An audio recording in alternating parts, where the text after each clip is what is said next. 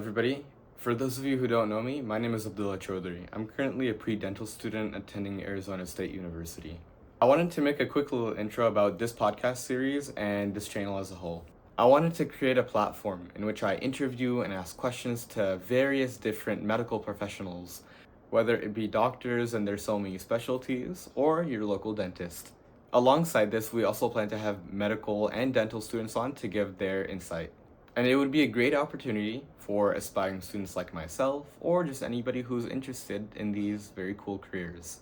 So, to start it off, today's episode will be a interview in which we will be speaking to a dental student. She's going to be sharing with us all the different advices and wisdoms that she can give for those aspiring to be dentists like herself. If there's one specific profession which you guys would love to see, please leave it in the comments below. Thank you. Good evening, good morning, good afternoon. My name is Abdullah Chaudhary. I'm currently an undergraduate student at Arizona State University. Today, we're going to be hosting a podcast interviewing someone who just finished their first year at dental school. This is Aisha Hasan, currently at Midwestern University. How are you doing today? Good, how are you? I'm doing great, thank you for asking. Thank you for having me. This is very exciting. Of course, thank you. All right, so we want to get started talking about your undergraduate experience. Everybody's experience in these 3, 4, 5, even 5 years is unique and different to themselves. What was your experience like? In undergrad, it was definitely very tough. I was aiming to graduate in 3 years because I had some dual enrollment credit from high school. So I was chunking down my sciences into each year, and like the stress of knowing I want to go to dental school and trying to get in was a lot. At the same time, I was doing a lot of volunteering, I was doing a lot of my own hobbies.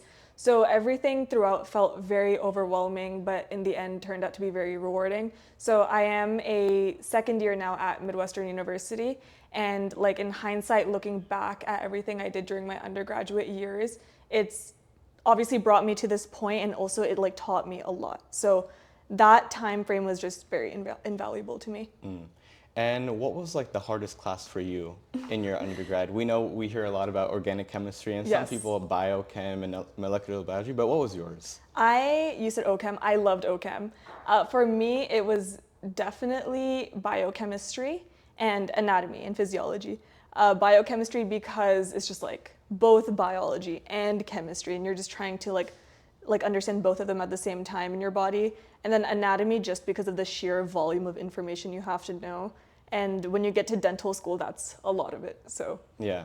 And when you got to studying for the DAT, how did all this come into play? Like your knowledge in organic chemistry, biology, and general chemistry, the classes that you took and the difficulty of them, how did that translate over?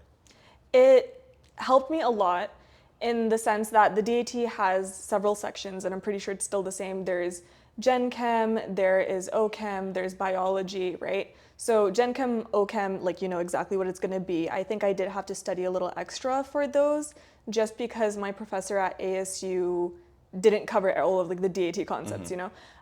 For biology, that covered several different classes. There was anatomy, there was Gen Bio 1 and 2, Molec and Cell Bio. So it definitely, like all of these undergraduate classes gave me a good background for the DAT, but I also had to do additional studying, and I ended up using an online program for 6-7 months. That helped me a lot. And what program did you use to study for the DAT? It was DAT Bootcamp, the 6-month program. Shout out DAT Bootcamp. Yeah. I don't have a code, but Soon.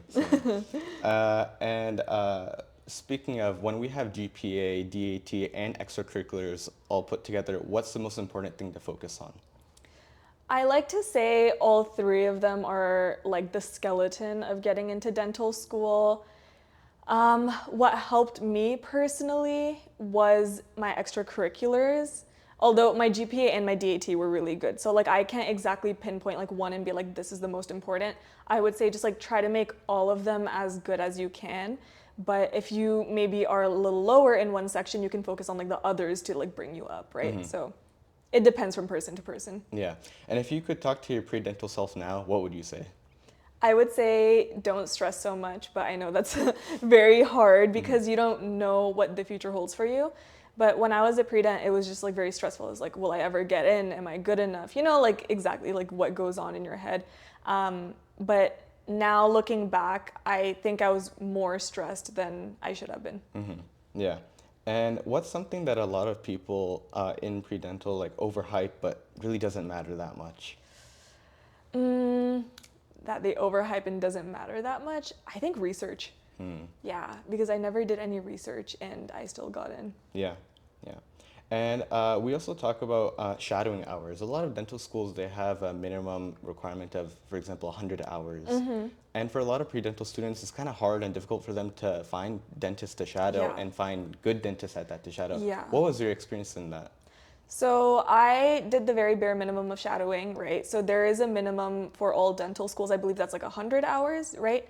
So I just did that and like some more. So I think I got up to 150 to 200 hours. I never did any like dental assisting, anything additional. So for me, I'm lucky that I have a very close connection to my childhood dentists, and I was able to go in and like just be there for a year and a half, help with sterilization, help with breaking and setting up rooms. But yeah, like I understand it's hard for people to get in contact with a dentist who would be willing to let them like be in their office that much, but it's just like something you have to do. If you must, I do think it's okay to hop from dentist to dentist, but it would look better if you're with one or two dentists the entire time to show like your commitment and like your longevity. Yeah, and one other thing that reminds me of is that not only finding someone to shadow, but receiving letters of recommendation, Yeah. whether it be from science professors or Yeah. the dentist. Yeah. Can you speak a little bit about that? Yeah, so when you're applying to dental school, you of course need your letters of rec, like you mentioned. So you need one from a dentist, you need one or two from like a science teacher, one from, I'm forgetting, it must be like a extracurricular type, right? Wow, it's been a while. So yeah, for me, I just reached out to all of them and I was like, hey, I'm applying to dental school, and for my dentists, it was easier for them to remember me. For my science professors, one, I worked closely with. The other, she was kind of like, I don't really remember you too much, you know?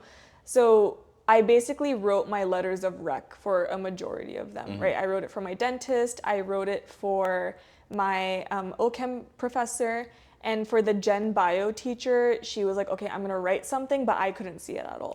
Right? So she just submitted it. Yeah. Right? So that can be like a nerve-wracking part of the application, just being like, okay, like I don't know if they're gonna write it good enough and you can't exactly see it, right? Yeah. But just establish good connections with everyone, like because you never know who you're gonna end up going to. Yeah, so right? not only excel in class, but make a strong connection between Yes. you and your professors. Yes, I think like at a certain point, excelling can only do so much for you.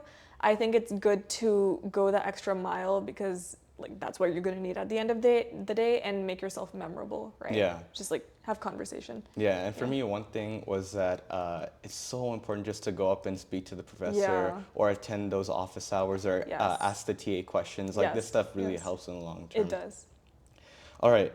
Now speaking of culture in the dentistry chair, we both come from the Pakistani community, you know, Yes. South Asian background. Yeah. How is dentistry viewed in the Pakistani community compared to medicine? So I don't know what experiences you've had, but from my upbringing and like what I've seen, like there's like a hierarchy of jobs in like Pakistani culture, right? And medicine is on top, and that's like the stereotypical like physician medicine, right? Yeah. Dental medicine, I think, falls very far below, somewhere in like a pain causing field.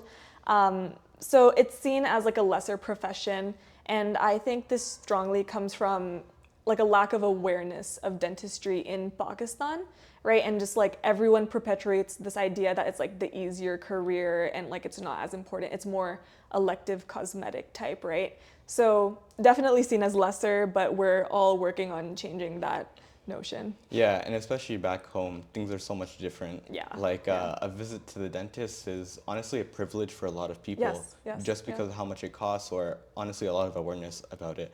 I remember one time I was shadowing one dentist, and a lady came in from one country, and she was around, I'd say 36 years old, and she told us that she had never been to a dentist ever. Wow. And it was simply because where she's from, they just don't care for, they Yeah. don't speak about it. Yeah. The government and institutions, they don't bring it up. Although it's such a serious issue and it can bring about so many health issues in many people.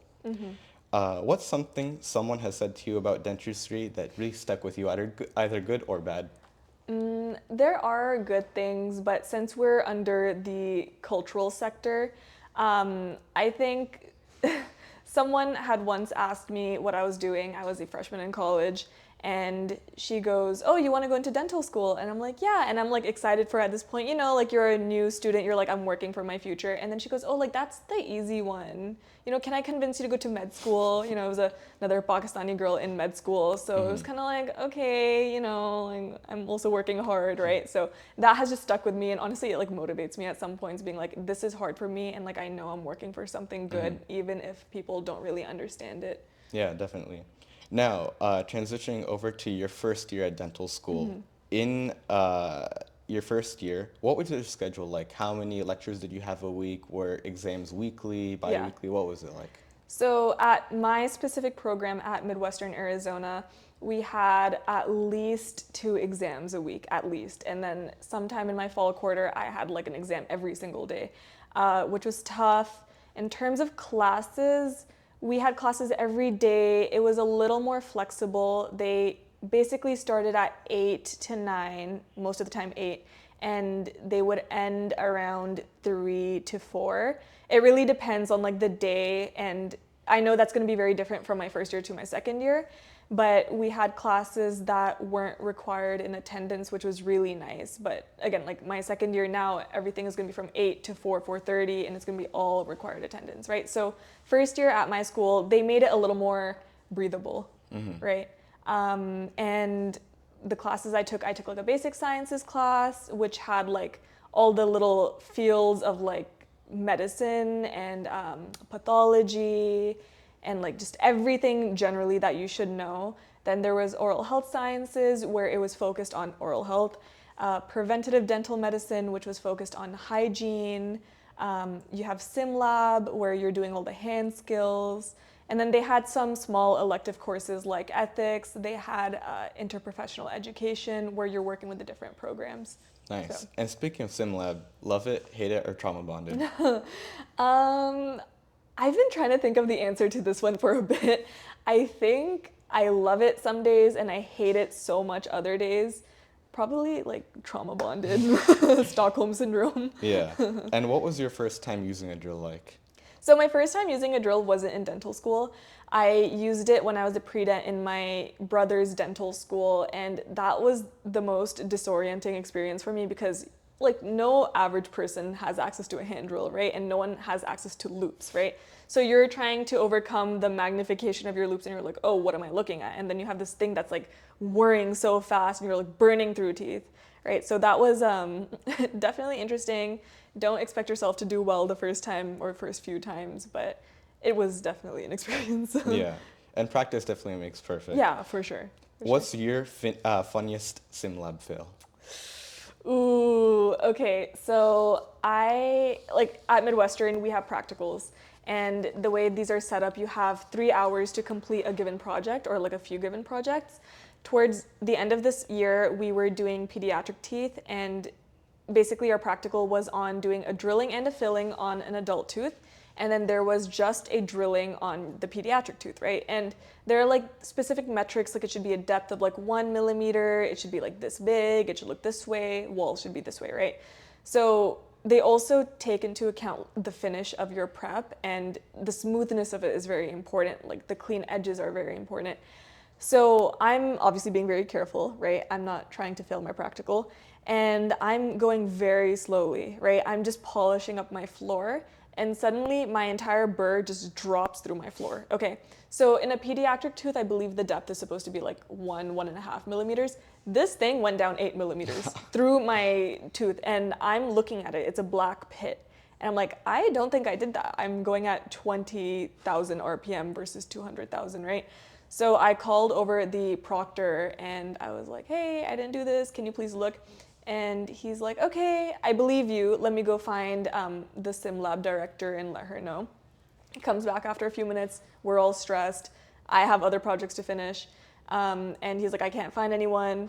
And I'm like, okay, so basically I was up to fail, but I managed to get that situation sorted out. And it turns out defective teeth only pop up like once every few years at Midwestern. So wow. that was terrifying. And like everyone in my class was like, oh my God, you had a defective tooth, which was infamous for a bit. Yeah. Yeah.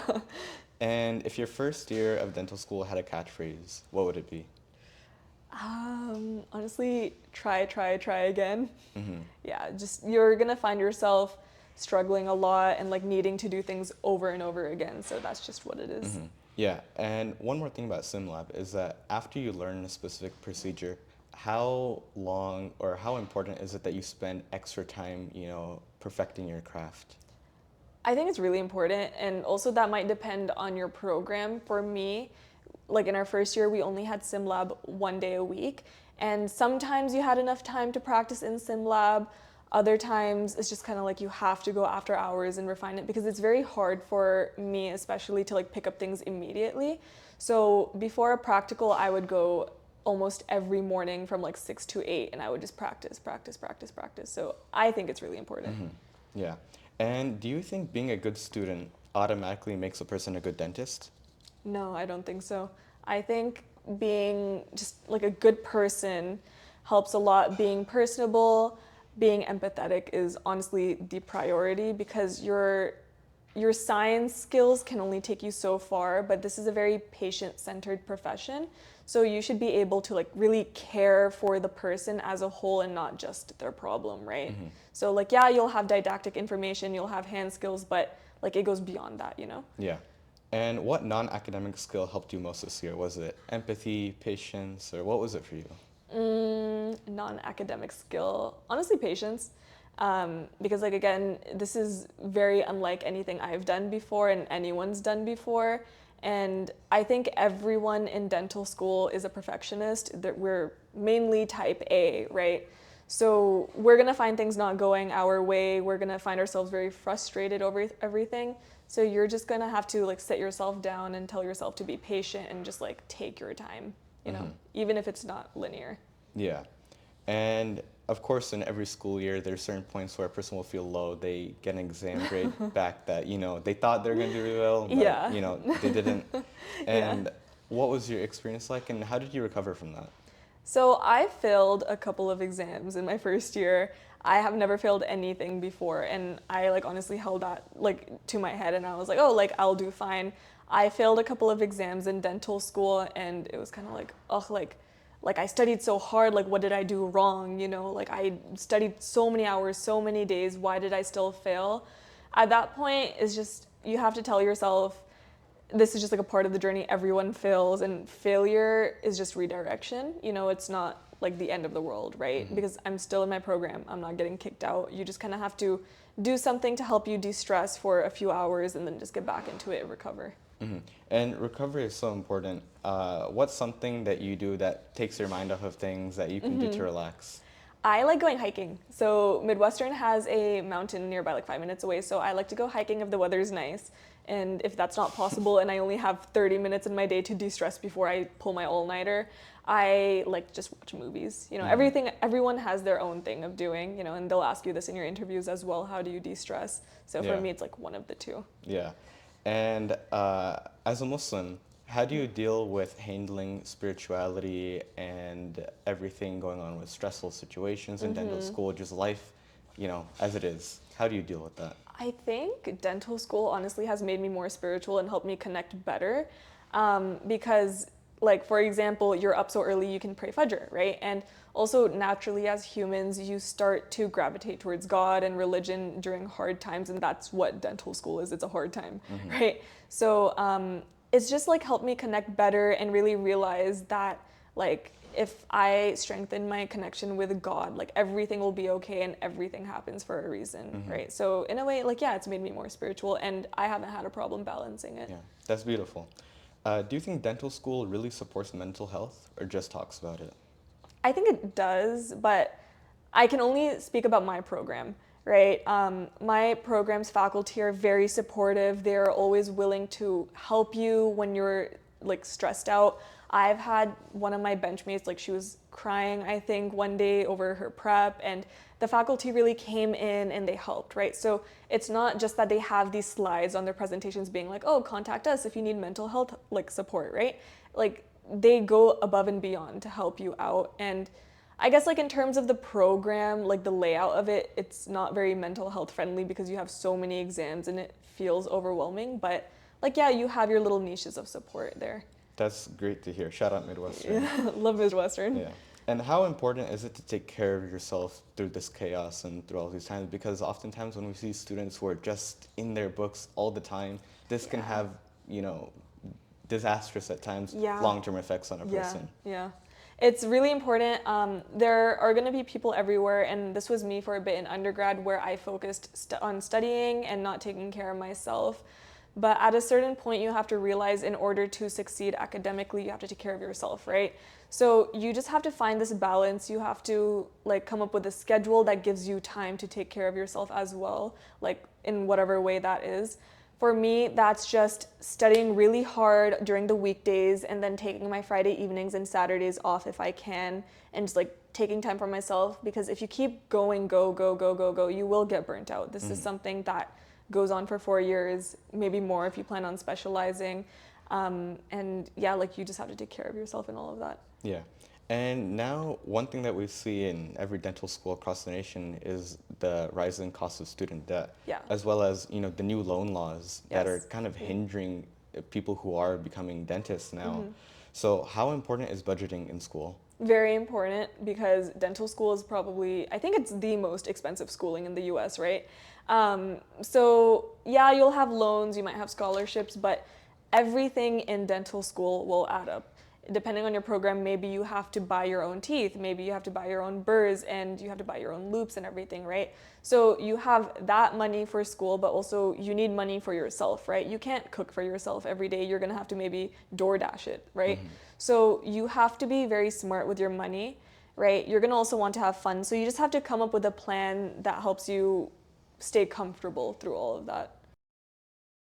Dollars for my glasses, yeah. And what are loops, by the way, for those who don't know? So loops are the glasses that like surgeons wear. They go on your face and they have these little telescopes coming out, right? So for dentists, I think you wear about a 3.5 magnification, and it just really helps you zone in on the tooth that you're working on and refine it very well, because it's very millimeter specific, right?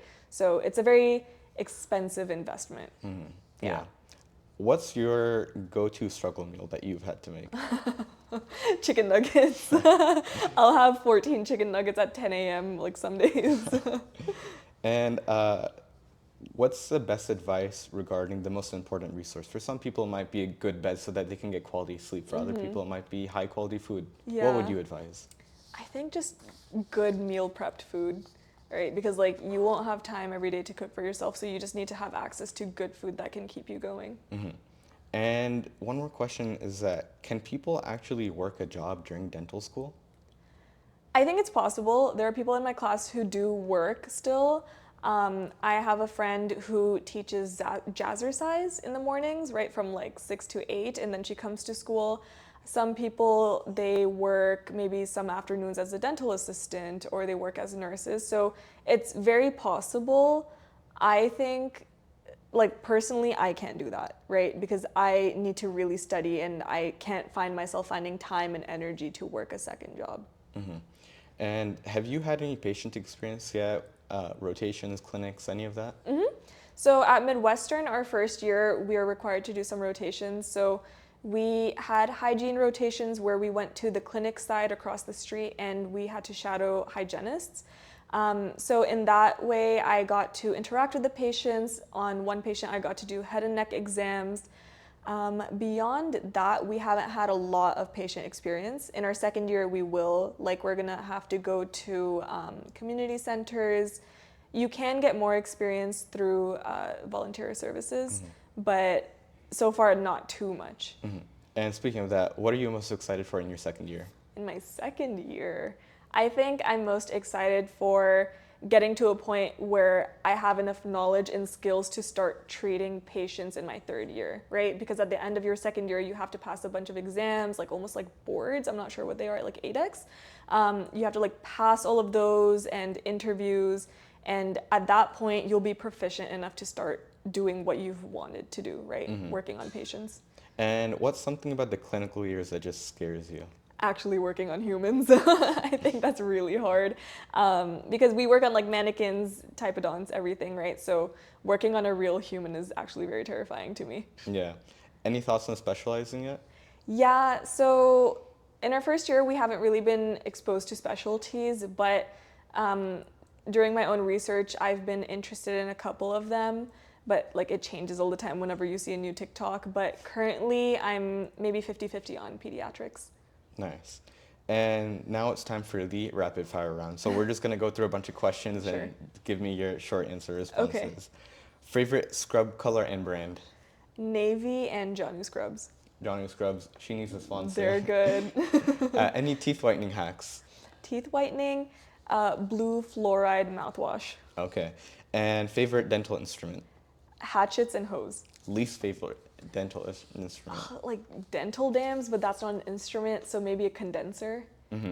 And worst thing you've ever dropped in mannequin? A burr. Has anyone cried in your sim lab before? I know Oh yeah. We just mentioned that. Yeah, it happens. Yeah. I've cried too. Yeah. And what's your toxic study habit?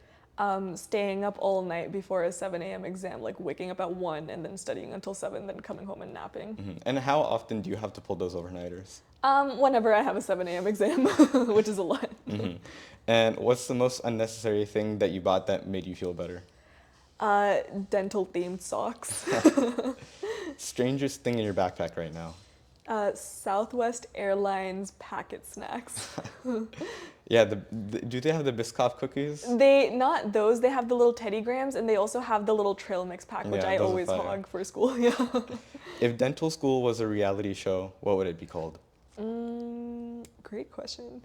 I can't think of a name, but if I could go off like another show, like Squid Games.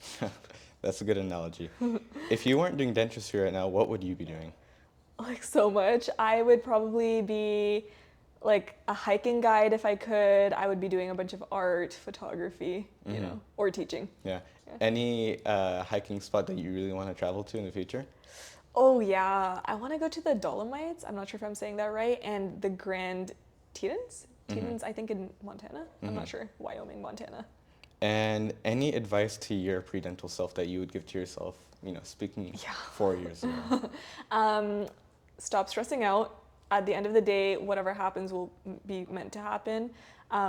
Take time for yourself, because that's just, of course, like something I didn't do. And I wish I found a balance back then, and like now in dental school, I'm being forced to find a balance. And advice to your future self when you graduate? Future self, be proud of yourself. You've gone through a lot in dental school. You've learned a lot, you've worked very hard, and you deserve to be where you are. Be proud of yourself and like take up space.